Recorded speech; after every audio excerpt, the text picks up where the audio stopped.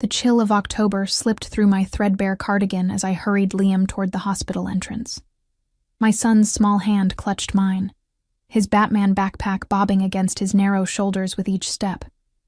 The antiseptic smell hit us as the automatic doors slid open, a familiar punch to the senses that never got easier after 3 months of weekly visits. "Mommy, can we get hot chocolate after?" Liam asked, his 5-year-old voice carrying through the quiet lobby. A few heads turned our way, and I instinctively hunched my shoulders. "If you're good during my appointment," I promised, squeezing his hand. "Remember the rules? Sit quiet, draw pictures, don't bother the grown-ups," he recited, dragging his sneakers across the polished floor. The right one had a hole forming at the toe, another expense I couldn't afford. We checked in at the oncology department, the receptionist offering Liam a smile that didn't quite reach her eyes. Everyone here knew our story: single mother, stage 2 breast cancer, no family support. The staff had become used to seeing Liam beside me during treatments when my usual babysitter, Mrs. Patel from next door, had her arthritis flare up. Today was one of those days. "Emma Sullivan?" A nurse called my name, and I gathered our things, herding Liam toward the treatment room. "The doctor wants to discuss your latest results first," she said quietly, leading us to a consultation room instead. My stomach clenched. Changes in routine were never good news. The small room had 2 cushioned chairs facing a desk. I settled Liam with his coloring book and crayons on one chair while I took the other. "Color me something pretty," I whispered, kissing the top of his head. His dark curls needed a trim, but haircuts were another luxury that would have to wait. Dr. Martin entered moments later, his face unreadable as he slid into his chair. He opened my file and adjusted his glasses. "Emma, there's been a development with your insurance coverage," he began, and my heart sank. "Not insurance. Anything but insurance problems. The experimental treatment protocol we discussed. Your coverage has been denied. They're claiming it's still too experimental." The room seemed to tilt sideways. "But you said this was my best chance," I whispered, conscious of Liam beside me, his crayon scratching steadily across paper. "It is," Dr. Martin agreed, removing his glasses to rub his eyes. "We're going to appeal, of course, but these things take time, and with the aggression of your particular case—" "Time I don't have," I finished for him. The words hung between us like a death sentence. He leaned forward, voice lowered. "There are other options we can discuss. Standard treatments that you already told me have a 30% lower success rate for my type of cancer." I cut in, fighting to keep my voice steady. "I have a 5-year-old, Dr. Martin. I need the best chance." "Mommy, I need the bathroom," Liam interrupted, tugging at my sleeve. I forced a smile. "Can we take a quick break?" Dr. Martin nodded, his expression sympathetic in a way that made me want to scream. I didn't need sympathy. I needed a miracle. I led Liam down the hallway to the restrooms, my mind racing. The experimental treatment would cost nearly $200,000 without insurance. I had maybe $3,000 in savings, most of which was already earmarked for next month's rent and utilities. I'd been picking up extra shifts at the diner whenever I had energy after treatments, but tips had been thin, and my manager was already making noises about my unreliable schedule. "Can you go by yourself, buddy? I'll wait right here," I asked, stopping outside the men's room. Liam nodded solemnly. "I'm a big boy." "The biggest," I agreed, watching as he disappeared through the door. I leaned against the wall, closing my eyes against the fluorescent lights that seemed to highlight every worry line on my face. At 32, I often caught sight of my reflection and wondered who the haggard woman staring back was. Cancer had hollowed my cheeks and dulled my once bright auburn hair. Dark circles permanently resided under my eyes, no matter how much sleep I managed to steal. A commotion down the hall drew my attention. A group of men in expensive suits strode through the oncology ward, surrounding a central figure like planets orbiting a sun. Nurses and doctors stepped aside, some appearing nervous, others clearly annoyed at the disruption. I watched, curious, despite my exhaustion. The central figure was tall and broad-shouldered, wearing a charcoal suit that probably cost more than my yearly rent. Even from a distance, I could sense an aura of authority radiating from him. His dark hair was impeccably styled, with silver threads at the temples that caught the light. He moved with purpose, barely acknowledging the staff as they directed him toward the private wing. One of his entourage, a younger man with a severe crew cut, noticed me watching and narrowed his eyes. I quickly looked away, suddenly conscious of my worn jeans and the coffee stain on my sweater. The bathroom door swung open and Liam emerged, wiping damp hands on his pants. "Did you wash with soap?" I asked automatically. "Yes, Mom," he sighed, the universal tone of a child tired of the same questions. As we turned to head back to Dr. Martin's office, Liam suddenly froze, his gaze fixed on the group of men now standing near the nurse's station. The well-dressed man at the center was signing something, while his associates maintained a protective circle around him. "Mommy," Liam said, voice rising with excitement. "That's him! That's the man from your stories!" My blood ran cold. "What man, Liam?" I asked quietly, trying to pull him along, but Liam had already slipped from my grasp, darting toward the group with the fearless abandon only children possess. "Liam!" I hissed, hurrying after him. But it was too late. He had already reached the edge of the group, tilting his head back to stare up at the imposing man. One of the guards moved to intercept him, but Liam ducked under his arm with the agility of youth. "You're from Mommy's stories," Liam announced loudly, pointing a small finger up at the man. "You're Mr. Dominic, the man who fights bad guys." The entire group went silent. The man, Dominic, turned slowly, dark eyes finding my son. His gaze shifted, tracking past Liam to where I stood, frozen in horror. The color drained from his face as our eyes met. Recognition flickered in his expression, followed by something I couldn't name. Shock, perhaps, or disbelief. The pen he'd been holding slipped from his fingers, clattering against the countertop. "I'm sorry," I gasped, finally reaching Liam and grabbing his hand. "I'm so sorry. He has an active imagination." Dominic stared at me as though seeing a ghost. "Emma," he said, my name falling from his lips like a forgotten prayer. My heart stuttered. How did this stranger know my name? One of his men stepped forward, hand moving suggestively toward his jacket, but Dominic held up a hand, stopping him. "It's all right," he said, his voice deep and controlled despite the pallor of his face. "The boy is mistaken." His eyes never left mine, searching for something I couldn't understand. I pulled Liam closer to me. "I'm sorry for the interruption," I repeated, desperate to escape the intensity of his gaze. "We'll just go." "Wait," Dominic commanded, and though his tone was soft, it carried unmistakable authority. "Your son," his eyes dropped to Liam, studying his features with unnerving intensity. "How old is he?" The question sent alarm bells ringing through my head. I took a step back, clutching Liam protectively. "That's really none of your business," I said, finding my voice despite the fear climbing up my throat. "Come on, Liam." Dominic's expression hardened. "5, he said, not a question but a statement. "He's 5 years old." I felt the blood drain from my face. How could he know that? "Mr. Romano," a nurse interrupted nervously. "Your wife is waiting." "Wife?" The word hit me like a slap. This man, this stranger who somehow knew me, had a wife waiting for him in the private wing. Of course he did. Men like him always had everything. "Take care of it," Dominic said to one of his men without looking away from me. "I have something more important to attend to." The younger man with the crew cut looked between us, his expression guarded. "Sir, Mrs. Romano." "I said take care of it, Vince," Dominic snapped, the first crack in his composed facade. I seized the distraction to turn away, tugging Liam back toward Dr. Martin's office. My heart pounded so hard I could feel it in my fingertips, a dizzying rush of adrenaline and confusion. "Mommy, why are we leaving? That was him! From your stories!" Liam protested, dragging his feet. "Liam, please," I begged, not daring to look back. I never told you stories about anyone named Dominic." "Yes, you did. He's the king who lost his queen, remember? You said he had sad eyes just like him." My stomach dropped. I had told Liam that story, a fairy tale I'd invented on a night when he'd asked about his father, a king who'd lost his queen to a terrible curse. who searched the kingdom for her. It was just a bedtime story, crafted from my own loneliness and regret.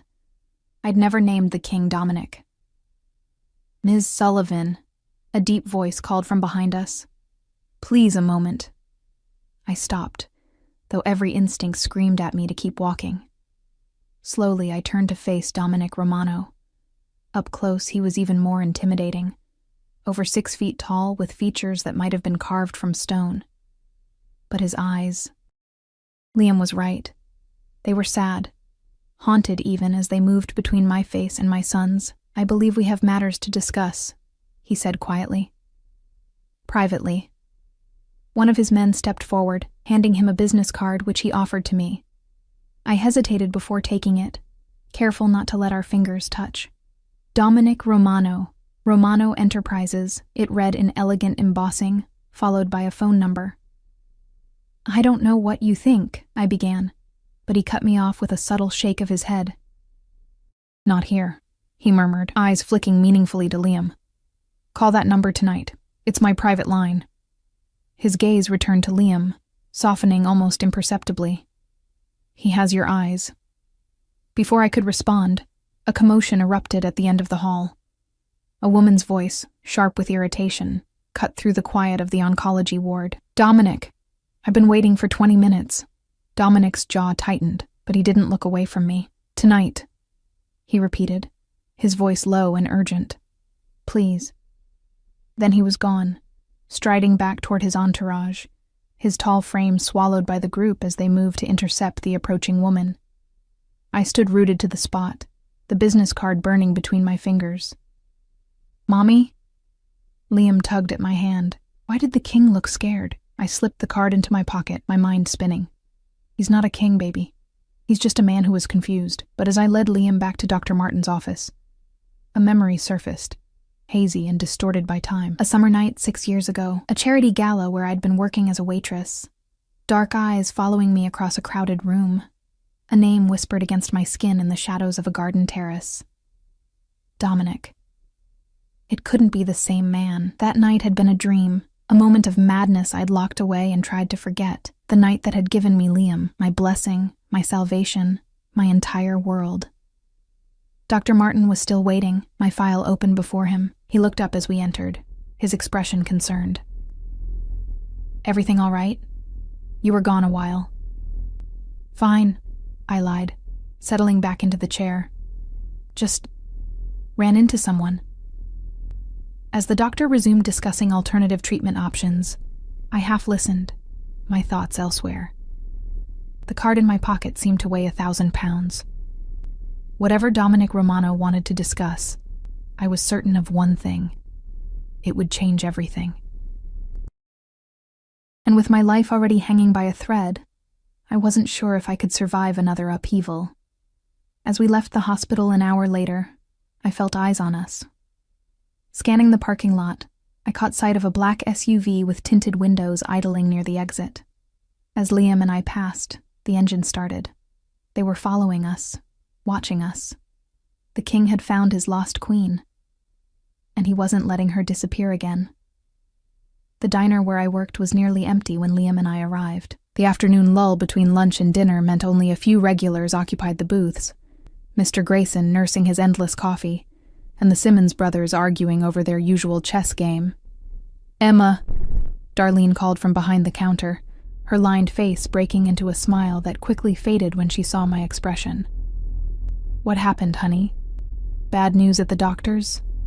I nodded, guiding Liam to his usual spot at the far end of the counter where he could color without disturbing customers.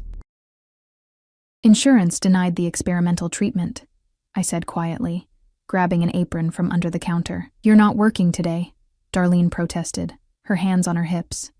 "You just had chemo yesterday." "I need the hours," I said simply, tying the apron around my waist. The weight of Dominic Romano's business card still pressed against my thigh in my pocket, a constant reminder of the impossible decision before me. Call the stranger who somehow knew me, who looked at my son with such knowing eyes, or pretend the encounter had never happened. Darlene sighed, knowing better than to argue. "Fine. But you're taking home leftovers tonight. That boy of yours is getting too skinny." I smiled gratefully, brushing Liam's curls back from his forehead. "Hot chocolate?" I asked him, and his face lit up. "With whipped cream?" "Just this once," I conceded, though we both knew it was our ritual, not an exception. As I prepared his drink, my hands trembled slightly. The hospital encounter had shaken me more than I wanted to admit. Romano. The name tickled something in my memory. Something I'd heard long after that summer night. Something that made my stomach clench with unease. I served a few customers, grateful for the mindless routine of taking orders and refilling coffee cups. It kept my thoughts from spiraling, at least momentarily. The afternoon sun slanted through the windows, catching the dust motes floating in the air, turning them golden. On days like this, if I squinted just right, I could almost pretend everything was normal. That I wasn't dying, that I wasn't alone. The bell above the door jangled, and I turned. Order pad ready. My greeting died on my lips. Vince, Dominic's crew-cut enforcer from the hospital, stood in the entryway, surveying the diner with cold, calculating eyes. When his gaze landed on me, something like satisfaction crossed his features. My heart hammered against my ribs as he slid into a booth in my section. Not coincidence. He'd tracked us here somehow. "Mommy," Liam whispered loudly, tugging at my apron. "That's the man who works for the king." "Shh."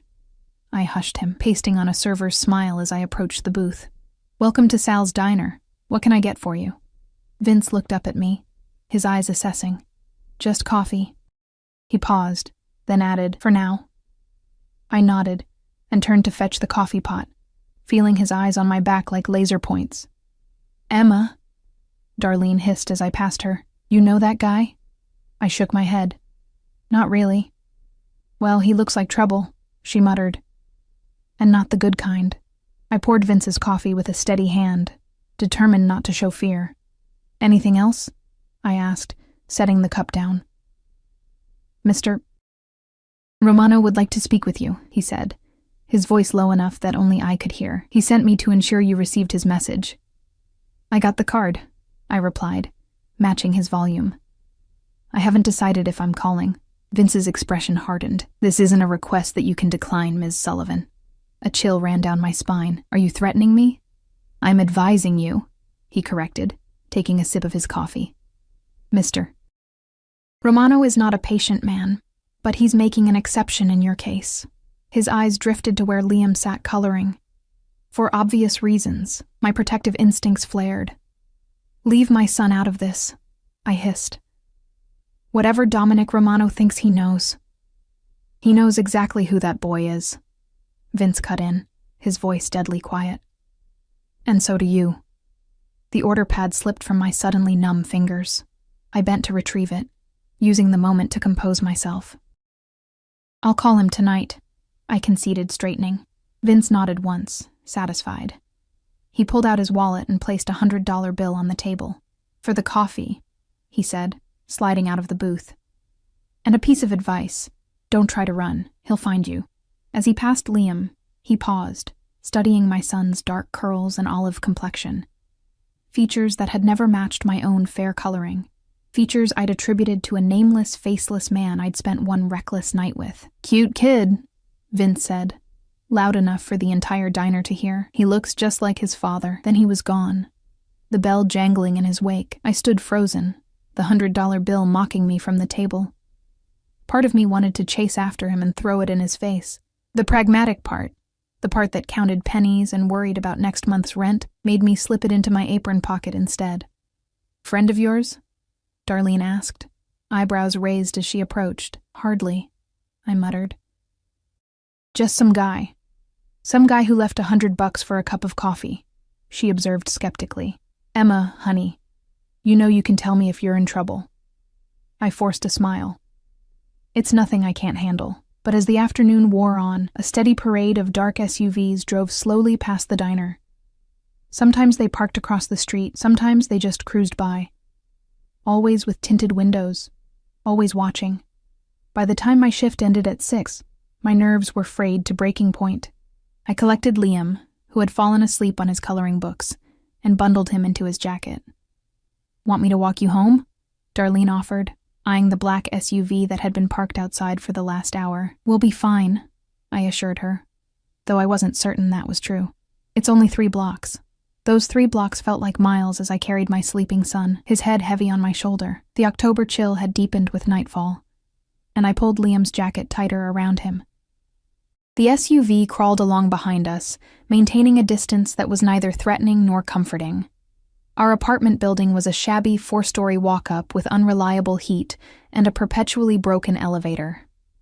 Tonight, the dim lobby light flickered ominously as I fumbled with my keys, Liam's weight making my arms tremble with fatigue. "Let me," a deep voice offered from behind me. I whirled around, nearly losing my balance. Dominic Romano stood in the doorway, his imposing frame silhouetted against the streetlights. Without his entourage, dressed in a simple black coat over his suit, he looked almost normal. Almost. Except for the aura of power that seemed to radiate from him. "How did you find my apartment?" I demanded, clutching Liam tighter. "You should ask instead why it took me so long," he replied, stepping forward to take my keys gently from my hand. His fingers brushed mine, sending an unwelcome jolt through my system. Part memory, part something I refused to name. He unlocked the door with ease, holding it open for me. I hesitated, trapped between my exhaustion and my instinct to flee. "I'm not here to hurt you, Emma," he said softly, as though reading my thoughts. "Or Liam." The sound of my son's name on his lips made everything suddenly, terrifyingly real. I stepped through the door, and Dominic followed, closing it behind us. The lobby was empty, the mailboxes lining one wall covered in graffiti and dents. The elevator stood open, its out-of-order sign hanging crookedly. "4th floor," I said unnecessarily, starting toward the stairs. "Let me carry him," Dominic offered, reaching for Liam. I stepped back instinctively. "I've got him." Something like hurt flickered across his face before his expression smoothed back to neutrality. "As you wish." The climb was excruciating. My legs, already weak from chemotherapy and a full shift at the diner, protested with each step. By the 2nd floor, my breathing was labored. By the 3rd, my vision had started to blur at the edges. I felt Liam's weight suddenly lighten as Dominic carefully lifted him from my arms. Too exhausted to protest, I let him take my son, watching as he cradled Liam with surprising gentleness. "Which apartment?" he asked when we reached the 4th floor. "4C, I managed, leaning against the wall for support. He waited as I unlocked the door, then carried Liam inside. Our apartment was small, a single bedroom that Liam and I shared, a living area that doubled as a kitchen, and a bathroom barely big enough to turn around in. I'd done my best with secondhand furniture and bright thrift store finds, but there was no disguising the water stains on the ceiling, or the draft from the windows that never quite closed properly. Dominic took it all in with an unreadable expression. "Bedroom?" he asked quietly. I pointed, and he disappeared down the short hallway. I slumped onto our worn couch, gathering my strength. When Dominic returned, his face was grim. "He didn't wake up," he reported, settling into the armchair across from me. It creaked ominously under his weight. We sat in tense silence, studying each other. In the harsh light of my apartment, I could see the fine lines around his eyes, the silver in his dark hair more pronounced than it had appeared at the hospital. He was older than I remembered, mid-40s perhaps, but his physique suggested a man who had never allowed himself to soften with age or success. "Why are you here?" I finally asked, too tired for pleasantries. "You know why," he replied, his dark eyes never leaving my face. "He's mine, isn't he?" The question hung in the air between us, heavy with implications.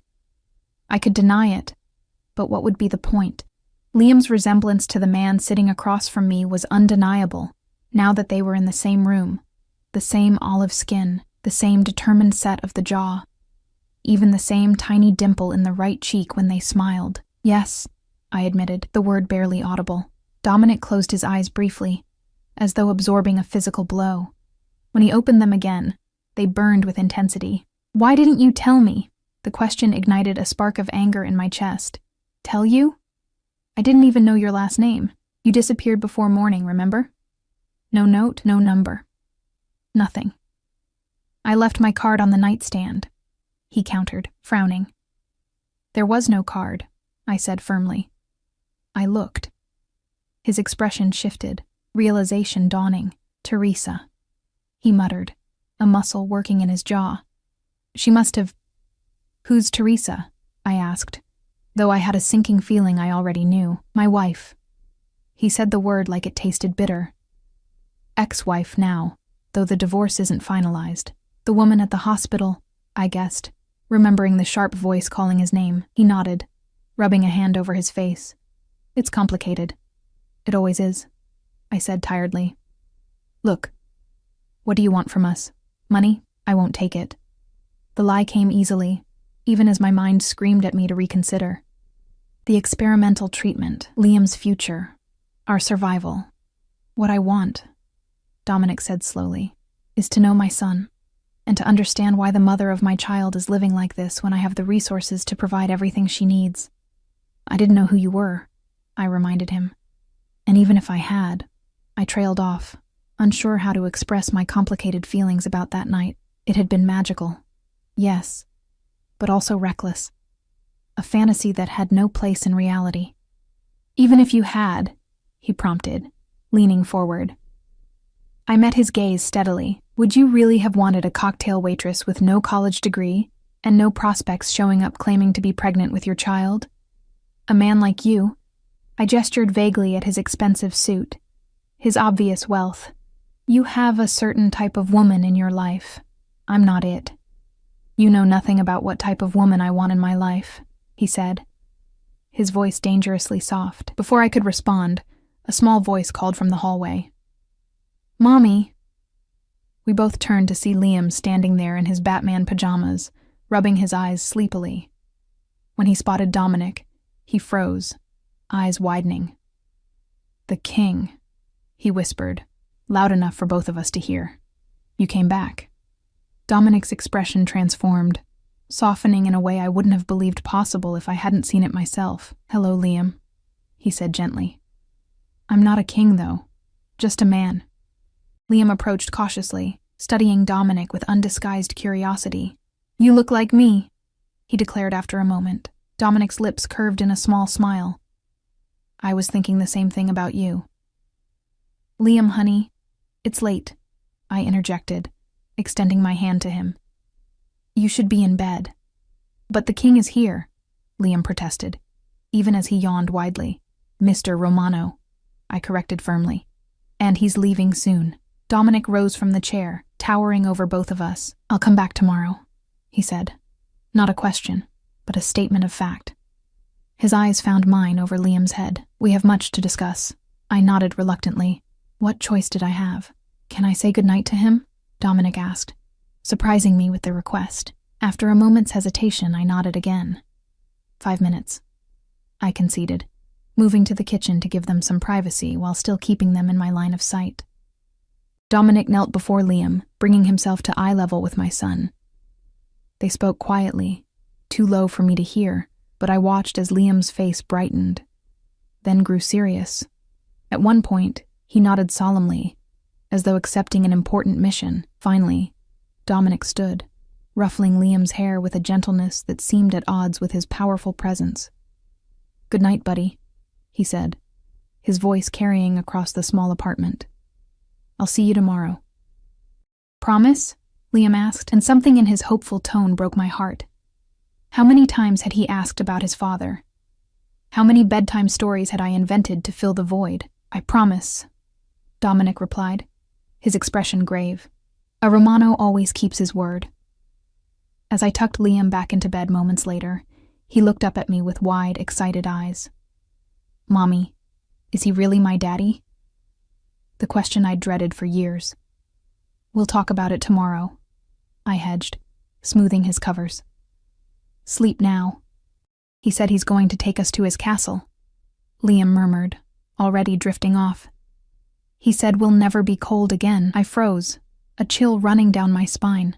What exactly had Dominic promised my son in those few minutes? When I returned to the living room, Dominic was standing by the window, looking out at the city lights. He turned as I approached. He's extraordinary, he said simply. Yes, he is, I agreed, crossing my arms protectively over my chest. Why didn't you try to find me? He asked, returning to the question that seemed to be eating at him. After you discovered you were pregnant.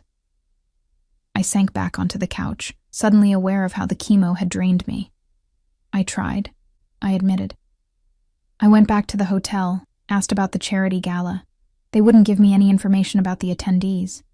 I didn't even know your full name, just Dominic. I shrugged. After a while, it didn't matter anymore. I had Liam. He was enough. Dominic studied me, his expression unreadable. And now? Is he still enough to keep you from accepting help when you clearly need it? My defenses rose. We're managing. Are you? He challenged, gesturing around the apartment. This place is falling apart. You're working as a waitress while undergoing cancer treatment. Your son is wearing clothes that are too small for him. This isn't managing, Emma. This is barely surviving. The truth of his words stung. What do you suggest? I asked. Too exhausted to maintain my pride. That I let you waltz in after 5 years and take over our lives? That I accept your charity? Not charity, he corrected sharply. Responsibility. He's my son too, Emma. I have a right to provide for him, for both of you. And what does that look like exactly? I pressed. Weekly child support checks? Occasional visits when your schedule permits? Or are you planning to sue for custody now that you know he exists? Fear gripped me at the thought. Dominic Romano was clearly wealthy and powerful. If he wanted to take Liam from me, could I even fight him? Especially now, with my health so uncertain. I'm not going to take him from you, Dominic said, as though reading my thoughts. But I want to be part of his life, and I want to help you fight this cancer. His eyes bore into mine. I know about the experimental treatment, Emma. I can make it happen. My breath caught. How did you... I made some calls after I saw you at the hospital, he explained. I have connections in the medical field. The treatment you need costs $197,000. I can have the money transferred to the hospital tomorrow morning. The sum, so precise, so impossible, hung in the air between us. The exact amount that stood between me and a fighting chance. Why would you do that? I whispered, tears threatening for the first time since his appearance. Dominic moved closer, his expression softening. Because Liam needs his mother, he said simply. And because I've spent 5 years searching for something I couldn't name. Now I know what it was.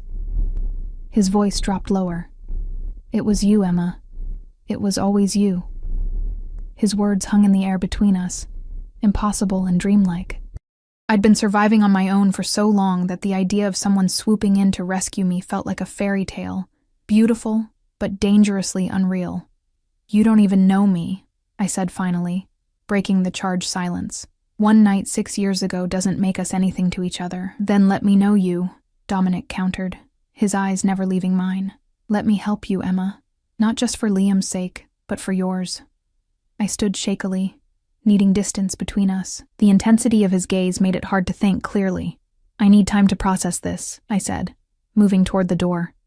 It's late and I'm exhausted. Dominic nodded, reaching into his jacket to withdraw a sleek phone. Take my number, he said, handing it to me. Call anytime, day or night. I accepted it numbly, watching as he programmed his contact information into my ancient flip phone. When he handed it back, our fingers brushed again, and that same electric current raced up my arm. I'll have the money transferred to the hospital tomorrow, he continued, moving toward the door. No strings attached, Emma, whether you decide to let me into your lives or not. That treatment is yours. The generosity stunned me. I don't know what to say. Say you'll think about it, he replied, his hand on the doorknob. About us. About what we could be to each other. Before I could respond, he was gone, the door closing softly behind him. I sank back onto the couch, my mind reeling. The man who had haunted my dreams for years, the nameless, faceless father of my child, was suddenly, overwhelmingly real, and he wanted to be part of our lives. Sleep eluded me that night. I tossed restlessly beside Liam, listening to his soft breathing, watching the moonlight create patterns on the ceiling. By morning, I had made no decisions, but exhaustion had given way to a strange, floating sense of possibility. Dr. Martin called before I'd even finished my first cup of coffee. Emma, he said, his voice tense with excitement. Something extraordinary has happened. An anonymous donor has covered the full cost of your experimental treatment. My hand tightened on the phone. Anonymous? Completely. The hospital received a wire transfer this morning with explicit instructions that the funds be applied to your treatment protocol. Emma, this is unprecedented. Dominic had kept his word. No strings attached, just as he'd promised. When can we start? I asked, watching Liam pour cereal at the kitchen table, blissfully unaware of the miracle unfolding around him. Today, Dr. Martin replied. Can you come in at noon? After hanging up, I sat frozen, my coffee growing cold. Dominic Romano had just saved my life. The question now was, at what cost? The answer came just after 10, with a knock on my apartment door. I opened it to find Vince standing in the hallway, his expression professional, but slightly less cold than the previous day. Ms. Sullivan, he greeted me with a nod. Mr. Romano sent me to drive you to your appointment. How did he know about my appointment? I asked, though I wasn't truly surprised. Vince's lips twitched. Mr. Romano makes it his business to know everything that concerns his family. Family. The word sent a shiver through me. I can take the bus, I protested weakly. Mr. Romano insists, Vince replied, in a tone that suggested further argument was futile, for both your safety and convenience. I hesitated, looking back at Liam, who was watching cartoons in his pajamas. I need to find someone to watch him. Already arranged, Vince said. Mrs. Patel from next door will be here in 30 minutes. Mr. Romano spoke with her this morning. My jaw clenched at his presumption. Of course he did. Nevertheless, at noon, I found myself in the back of a luxurious black SUV, being driven to the hospital by Dominic's silent enforcer. The vehicle's plush leather seats and climate-controlled interior made me acutely aware of my worn jeans and secondhand sweater. He's waiting for you, Vince said as we pulled up to the hospital entrance. 3rd floor, private wing, room 312. I stepped out, drawing curious glances from hospital staff who clearly recognized the vehicle. Thank you for the ride, I said stiffly. Vince nodded.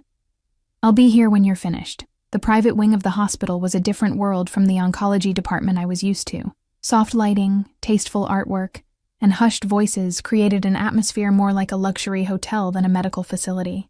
A nurse guided me to room 312, where Dominic stood speaking quietly with a distinguished-looking doctor. Both men turned as I entered.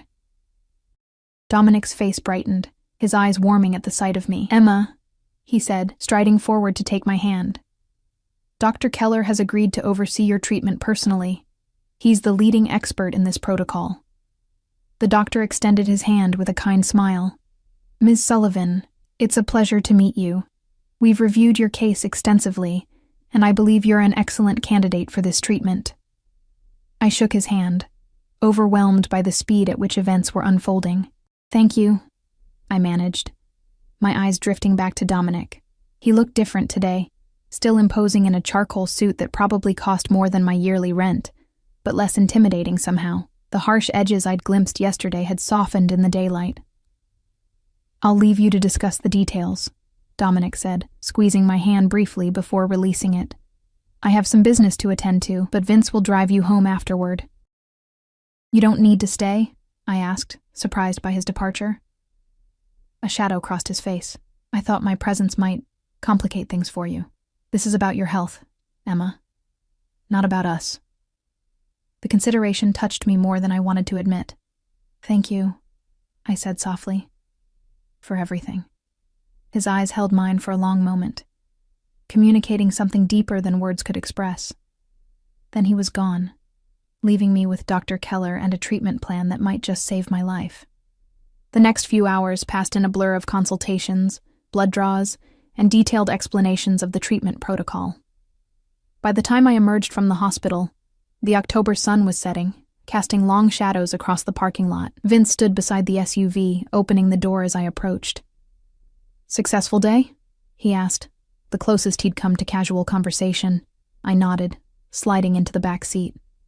Very. Good, he replied, closing the door and circling to the driver's side. Mr. Romano has requested that I take you to his residence. He'd like to speak with you. Alarm prickled along my spine. I need to get home to Liam. Your son is already there, Vince informed me, starting the engine. Mr. Romano picked him up from your neighbor's apartment himself. They're waiting for you. My heartbeat quickened. You had no right to, Ms. Sullivan, Vince interrupted calmly. Mr. Romano is Liam's father. He has every right. He met my eyes in the rearview mirror. And Mrs. Patel was more than happy to release Liam to him after he provided proper identification and called you for verbal confirmation. I began, then stopped. What do you mean, called me? Vince's expression remained impassive. Someone claiming to be you called Mrs. Patel while Mr. Romano was there, confirming that Liam could go with his father. Cold fear gripped me. That wasn't me. For the first time, Vince looked uncomfortable. I see. The implication hung in the air between us.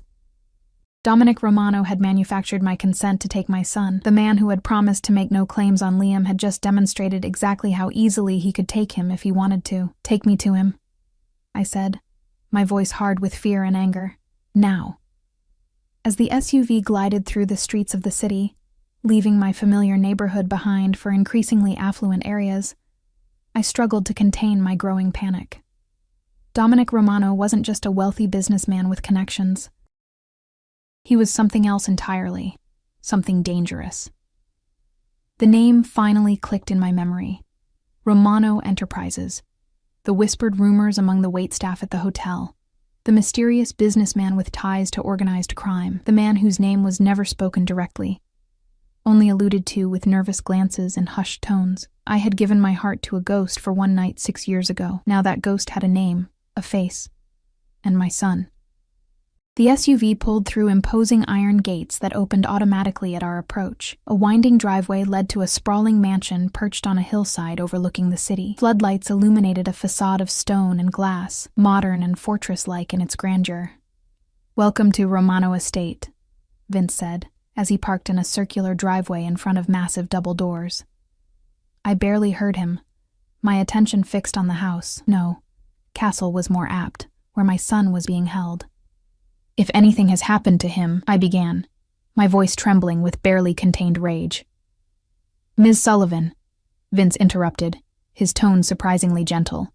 Mr. Romano would cut off his own hand before harming that boy. Whatever else you may think of him, believe that. Before I could respond, the front door swung open. Liam burst out, his face alight with excitement. Mommy, come see the pool and the game room. There's a whole movie theater downstairs. Relief flooded me as I scrambled from the car, kneeling to embrace him. Are you okay? I whispered, checking him over. I'm awesome, he exclaimed, bouncing on his toes. Daddy showed me everything. Daddy. The word struck me like a physical blow. One afternoon, and Dominic had already claimed that title in my son's heart. I looked up to see Dominic standing in the doorway, watching us with an unreadable expression. He'd changed from his business suit to dark jeans and a simple black sweater that somehow made him appear more approachable. Emma, he greeted me, his voice carefully neutral. Please come inside. I stood, keeping Liam close to my side as we approached the house. You had no right to take him without my permission, I said quietly, ensuring Liam couldn't hear. We need to talk, he replied, stepping aside to let us enter. Privately. The interior of the mansion matched its exterior, sleek, modern, and intimidating in its perfection. Soaring ceilings, marble floors, and tasteful artwork created an atmosphere of restrained luxury. It was beautiful, but cold, lacking the lived-in warmth of a true home. A middle-aged woman in a simple uniform approached us, her smile warm despite the formal setting. Mr. Romano, dinner is ready whenever you'd like to be served, she said with a slight accent I couldn't place. Thank you, Elena, Dominic replied. Liam, would you like to go with Elena to see what she's prepared for dessert? I need to speak with your mother for a few minutes. Liam looked up at me questioningly. Despite my anger, I nodded. It's okay, baby. I'll be right here. Once Liam had disappeared with Elena, Dominic gestured toward a doorway off the main hall. My study. We'll have privacy there, I followed him into a wood-paneled room lined with bookshelves. A massive desk dominated one end, while a sitting area with leather couches occupied the other. Floor-to-ceiling windows offered the same spectacular view of the city lights below. Dominic closed the door behind us, then moved to a sideboard where crystal decanters gleamed in the low lighting. "Drink?" he offered. "Answers," I countered, standing rigidly in the center of the room. "Starting with who you really are and why you faked my permission to take my son." He poured himself a measure of amber liquid, his back to me. "I am exactly who I appear to be," he said, turning to face me. "Dominic Romano, CEO of Romano Enterprises. A businessman with interest in real estate, shipping, and private security. And the other businesses?" I pressed. "The ones that require men like Vince?" His expression hardened slightly. "My family has a complicated history, one that I've worked hard to legitimize over the past decade." He took a careful sip of his drink. "As for Liam, I apologize for the deception. When Mrs. Patel hesitated to release him to me, I made a judgment call. An incorrect one, it seems." "A judgment call?" I repeated incredulously. "You impersonated me to take my child." "Our child," he corrected, his voice hardening. "And I brought him to my home, not to harm him, but to show him where he belongs. Where you both belong." I shook my head, backing away. "You're delusional if you think one treatment payment gives you the right to—" "This isn't about the money," Dominic interrupted, setting his glass down with a sharp click. "This is about family, about the 5 years I've lost with my son because you didn't try hard enough to find me. The accusation stung. I told you, I had no way to—" "You had ways," he cut in.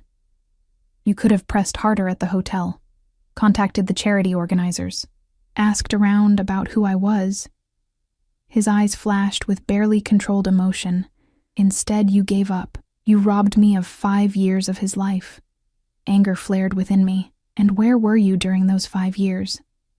You said yourself you've been looking for something you couldn't name. If I meant anything to you after that night, why didn't you try to find me?" Dominic's expression shifted, the anger giving way to something more complex. "I did," he said quietly. "For months after that night, I had my people searching for Emma with auburn hair who worked the charity gala. But you'd already left the hotel's employment by then. The staff wouldn't give information about former employees."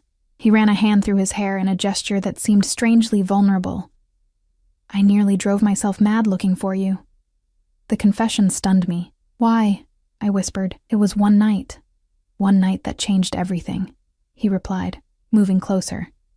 "I've had wealth, power, beautiful women, but never connection.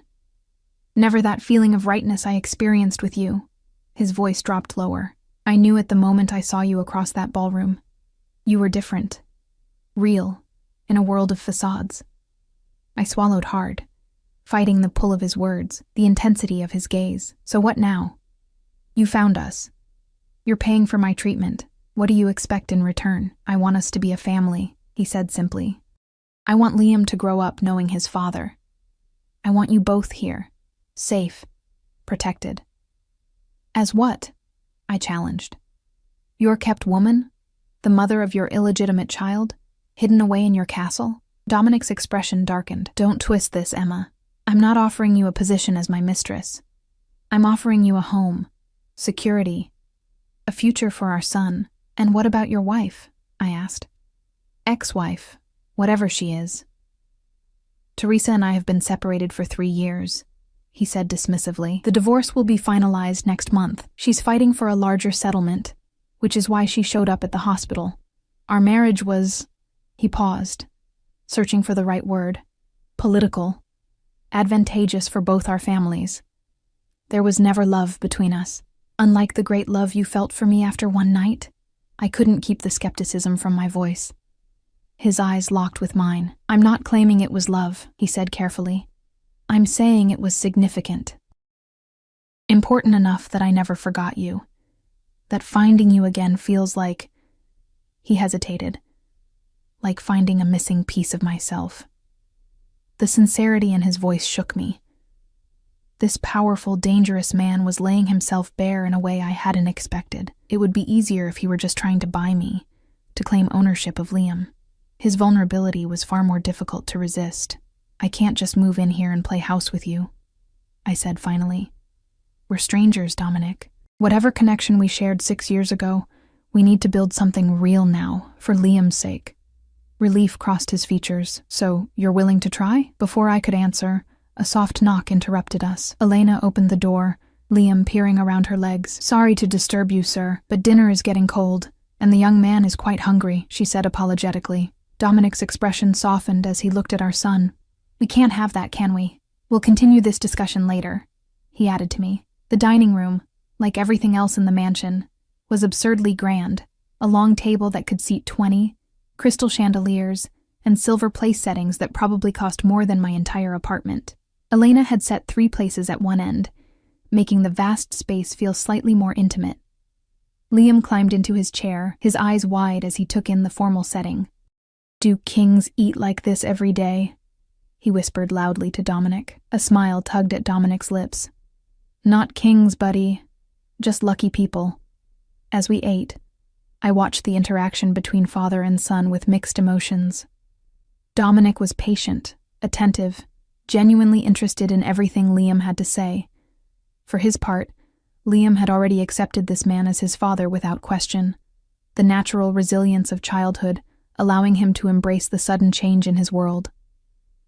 "After dinner, can we watch a movie in the big theater?" Liam asked, his face smeared with chocolate from the elaborate dessert Elena had prepared. I opened my mouth to refuse. We needed to get home, to return to our normal life, but Dominic spoke first. "It's getting late, buddy. How about tomorrow?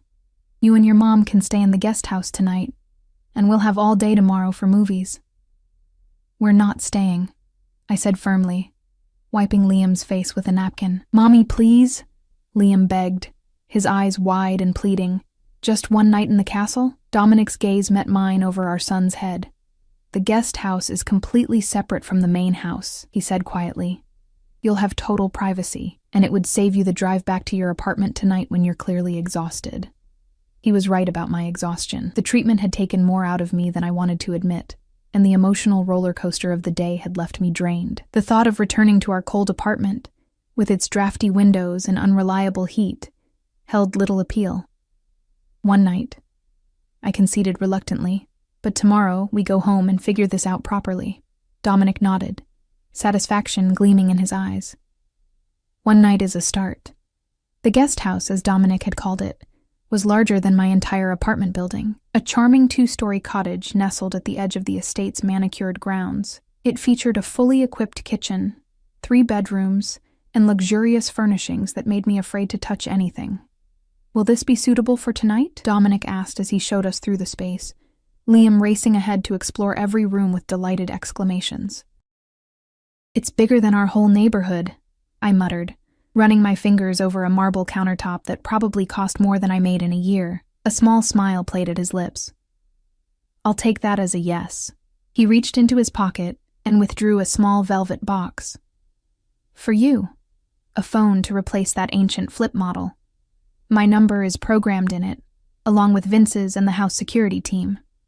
I hesitated before accepting it. "I don't need—" "Please," he interrupted gently. "For my peace of mind, if nothing else, the treatment you started today will have side effects. I need to know you can reach me if you need anything." His concern seemed genuine, making it harder to maintain my defensive walls.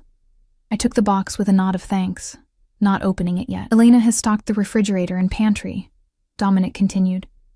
"And there are clothes in the master bedroom that should fit you both. Nothing extravagant," he added quickly, seeing my expression. "Just basics for tonight and tomorrow." "Thank you," I said stiffly, uncomfortable with his generosity but too tired to argue. Liam came racing back down the stairs, his eyes wide with excitement.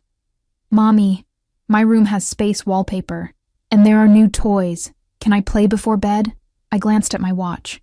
Nearly 9, well past his usual bedtime. 10 minutes, then pajamas and teeth, I conceded, unable to resist his enthusiasm. As Liam dashed back upstairs, Dominic moved toward the door. "I should let you both get settled. We can talk more tomorrow." "Dominic," I called as he reached for the doorknob, "what exactly did you tell him today? About us? About why he's never met you before?" He turned back, his expression serious. The truth, mostly. That I didn't know about him until yesterday. That if I had, I would have been there from the beginning. A shadow crossed his face. I told him that meeting his mother was the most important night of my life, and finding him was the second. The sincerity in his voice made my chest tighten. And he accepted that? Just like that? Children are remarkably adaptable, Dominic replied. And Liam has clearly been waiting for his father to appear. Those stories you told him about the king searching for his queen created the perfect foundation. His gaze held mine. Thank you for that. For keeping me alive in his imagination. Even when you had every right to paint me as the villain, I looked away, uncomfortable with his gratitude. He needed something to believe in, and now he has something real, Dominic said softly. We all do. He opened the door, pausing on the threshold. Good night, Emma. Call if you need anything. Anything at all. After he left, I sank onto the plush sofa, my mind and body equally exhausted. The events of the past 2 days felt like a dream, or perhaps I was finally waking from a 5-year nightmare of struggle and fear. I opened the velvet box, revealing a sleek smartphone that probably cost more than my monthly rent. Despite my misgivings about accepting gifts from Dominic, the practical side of me couldn't deny the necessity of reliable communication, especially with my health so precarious. Setting it aside, I went upstairs to check on Liam. He had already fallen asleep among the new toys, his small face peaceful in a way I hadn't seen in months. The weight of our precarious existence had affected him more than I'd wanted to admit. I carried him to bed, tucking him under luxurious sheets that felt like clouds, as I brushed his dark curls from his forehead. Curls so like his father's, a tear slipped down my cheek. For 5 years we'd been alone, fighting to survive. Now, suddenly, we weren't alone anymore. The question was whether I could trust this new reality, and the man offering it to us. Morning came with golden sunlight streaming through windows framed by trees I hadn't noticed in the darkness. For a moment, I lay disoriented in the cloud-soft bed, before remembering where we were, and why.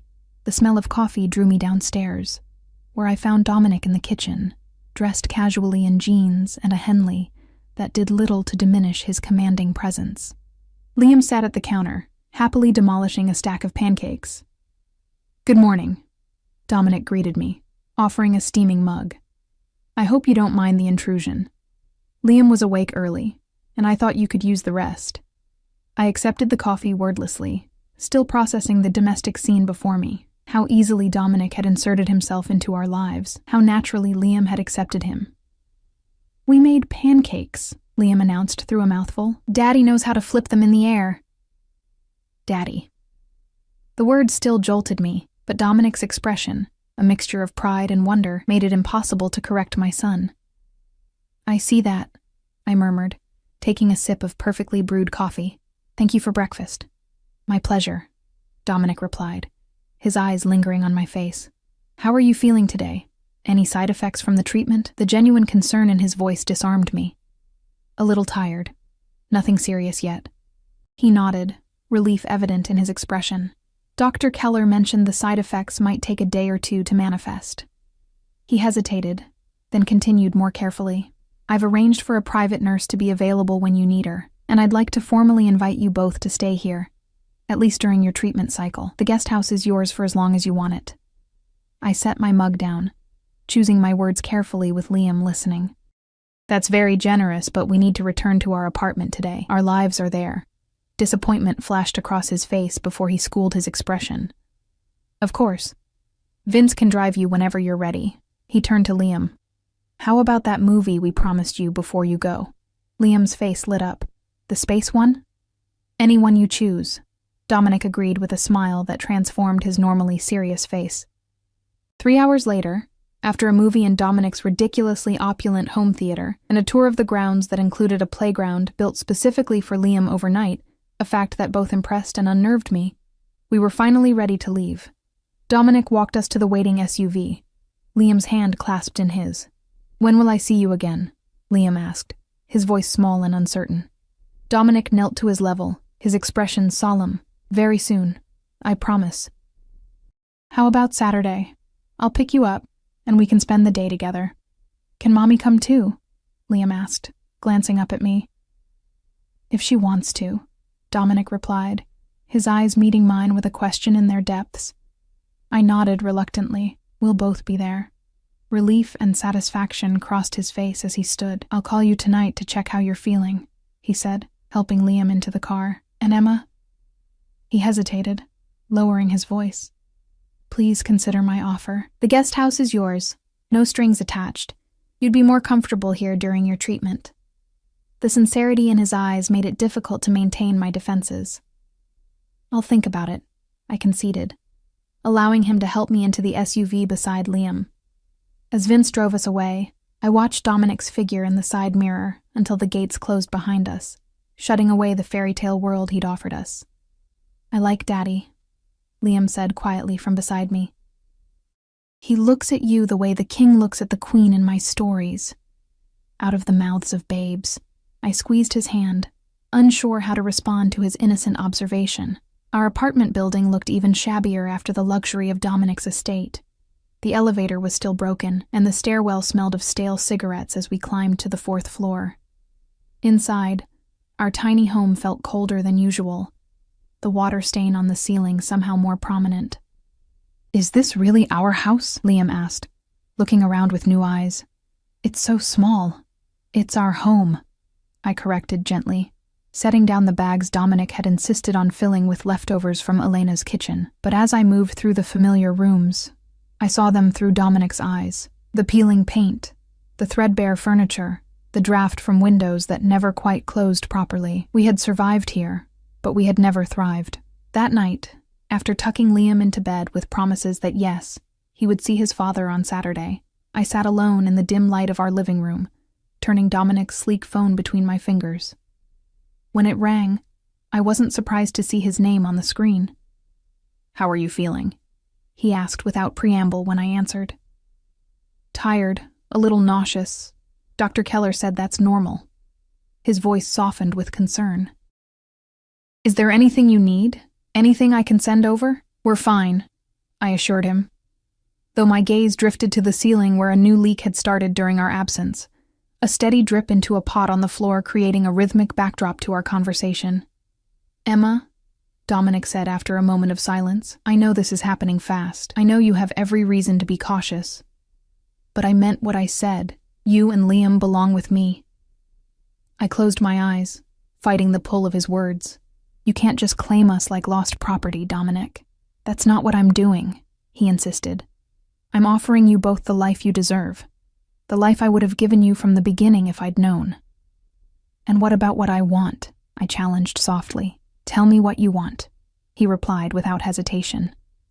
Whatever it is, if it's within my power to give, it's yours. The answer rose to my lips before I could suppress it. Time, I said honestly. Time to get to know you. Time to trust this isn't some fairy tale that will disappear in the morning. Time, he repeated thoughtfully. That I can give you.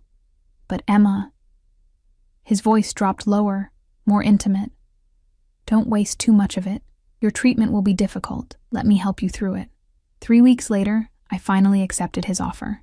After 7 brutal treatment sessions that left me vomiting and barely able to stand, after struggling up 4 flights of stairs on legs that threatened to buckle, after watching Liam's face grow increasingly worried each time he had to help his mother to bed, I called Dominic from the bathroom floor of our apartment. He arrived in 20 minutes, taking in my pale face and trembling hands without comment.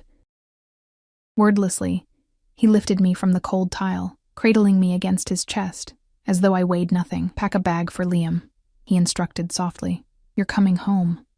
Home. The word echoed in my mind as he carried me to the waiting car, as Vince loaded our hastily packed belongings, as we drove through the night to the estate that gleamed like a beacon on the hillside.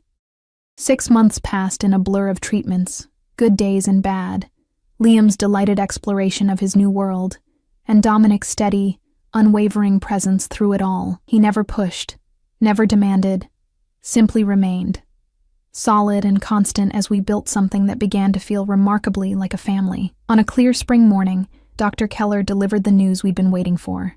Complete remission, he announced, his smile wide as he showed us the scan results in Dominic's study. The experimental protocol worked better than we could have hoped. Dominic's hand found mine, squeezing so tightly it almost hurt.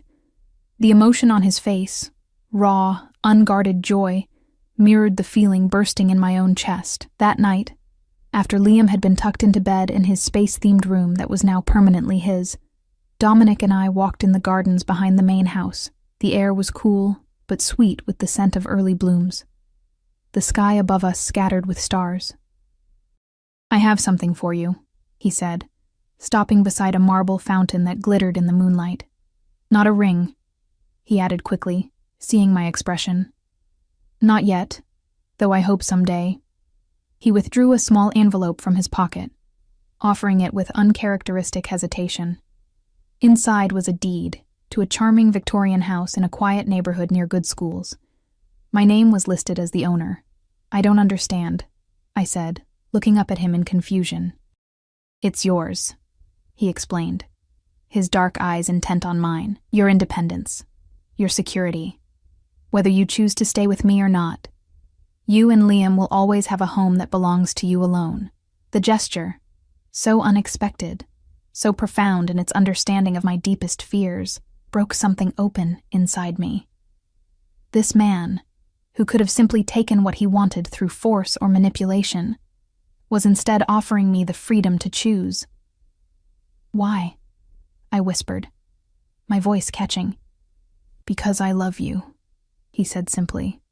"Not just as Liam's mother, not just as the woman from that night 6 years ago. I love who you are now, your strength, your fierce protection of our son, your refusal to be bought or intimidated." His hand rose to cup my cheek. "I want you to choose me, Emma, not because you need me, but because you want me too." In that moment, looking into his eyes, I knew the truth I'd been fighting for months. "I do," I admitted softly. "God help me, I do want you." His kiss was gentle at first, a question rather than a demand. When I responded, wrapping my arms around his neck to pull him closer, it deepened into something that echoed that first night years ago. Passion tempered now by something deeper, something built on shared struggle and mutual respect. "Stay," he murmured against my lips. "Not in the guest house, not as my guest. Stay with me, as my partner, my equal." I drew back slightly to study his face in the moonlight. "Are you sure? Your world is so different from mine. Your business, your connections, are separate from our life together," he assured me. "I've spent the last decade legitimizing Romano enterprises. Whatever shadows remain from my family's past, they will never touch you or Liam." His expression grew fierce with conviction. "I will always protect you both. Always." I believed him, despite everything, despite the rational voice warning me of the dangers of his world. I believed him. "Yes," I said finally. "We'll stay, as your family." His smile, brilliant and unguarded, was my answer. Whatever the future held, whatever challenges we faced, we would face them together. The king had found his queen, and the story was only beginning. 1 year later, I stood in the garden of the estate, our home now in every sense, watching as Dominic taught Liam to throw a baseball across the perfectly manicured lawn. My hair had grown back, curling past my shoulders in the warm spring breeze. My body had recovered its strength, along with a few new curves that Dominic's appreciative gaze never failed to notice. The diamond ring on my finger caught the sunlight as I rested my hand on the slight swell of my stomach. Soon, Liam would have a sister, a princess to complete our unlikely fairy tale. "Mommy, watch!" Liam called, his face bright with excitement as he caught Dominic's gentle throw. "Daddy says I'm a natural." "You definitely are," I agreed, smiling as Dominic winked at me over our son's head. Later, as dusk settled over the estate and Liam slept peacefully upstairs, Dominic and I sat on the terrace overlooking the city lights below, his arm wrapped around me, drawing me against his solid warmth. "Happy?" he murmured, his lips brushing my temple. "Complete," I corrected, turning to meet his gaze. "For the first time in my life, I feel complete." His eyes, no longer sad, no longer haunted, shone with a contentment that matched my own. "I told you once that finding you again was like finding a missing piece of myself," he said softly. I never imagined how true that would prove to be. As his lips found mine in the gathering darkness, I silently thanked the fates that had brought us together twice, once in a summer night of passion, and again through the innocent words of a little boy who recognized the king from his mother's stories. Our story wasn't perfect. It wasn't always easy, but it was ours, real and solid and lasting, and in the end, isn't that what every fairy tale hopes to become?